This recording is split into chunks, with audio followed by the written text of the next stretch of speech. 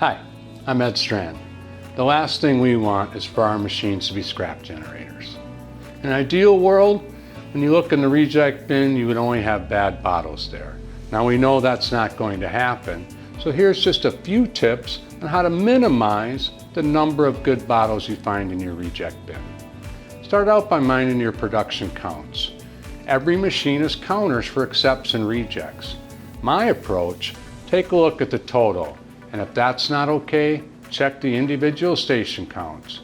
Oftentimes you'll find it's just a single station giving you those high false reject rates.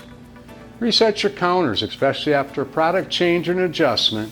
It's nice to know if the adjustment you made a difference. And you're going to have to minimize jams.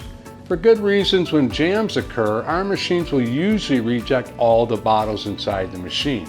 This adds to the number of good bottles in the bin. So use your alarm counters and alarm logs to pinpoint when and what type of jams occur so that you can take corrective action. And remember, when you're done, reset your alarm counters so you know if your adjustment made a difference. I hope this video helps. If you have any more questions or need more information, please contact ALPS Inspection. Thank you very much.